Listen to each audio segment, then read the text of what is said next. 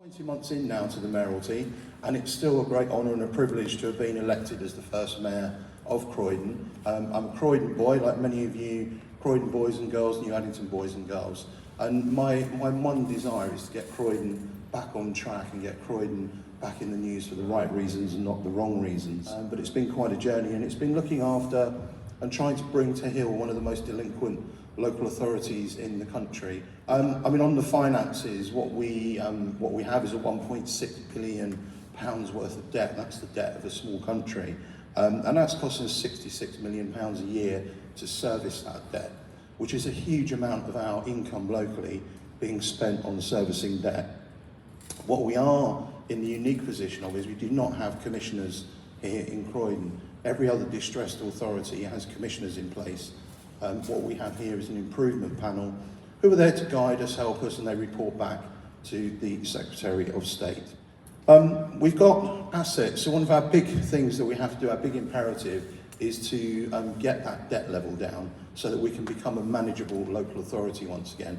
So we have around £300 million worth of assets as a borough, and we are in the process of selling assets as we go through, and we're in tranche 2 of asset sales, and there will be a further tranche. But it was a decision that we needed to make to start putting the council finances back under control, and also to have that conversation with government around, we're doing our bit as Croydon to fix our finances.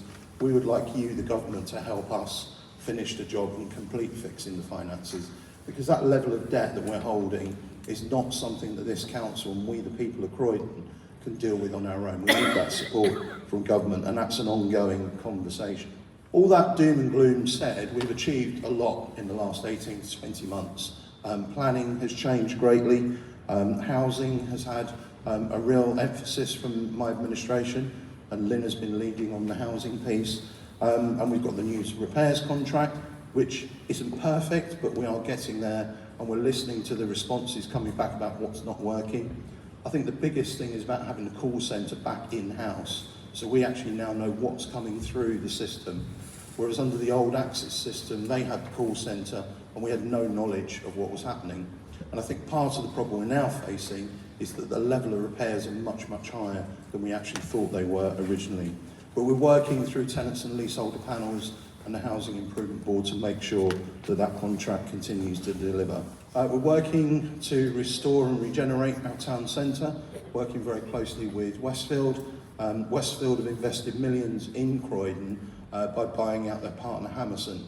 So I think the fact that they've invested in Croydon is good news for Croydon. Lots of master planning work going on in the background.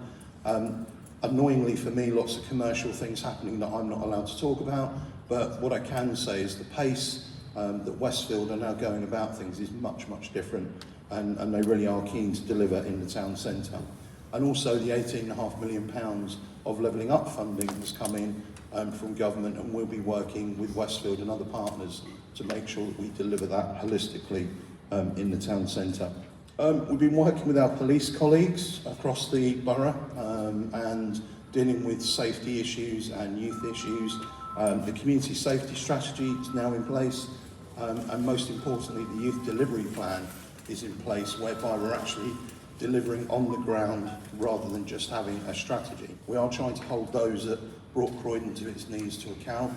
The Kroll report and the Penn report have gone to the local Metropolitan Police, and we've asked them to investigate councillors and officers who were involved in the financial downfall of the borough. I think what I would say is we are on a journey of improvement. No one could say that we're there, no one could say it's finished, but we certainly started the journey. We're certainly improving as a borough. Not everything is perfect, and it's going to take some time to get to that much better place that we want to be.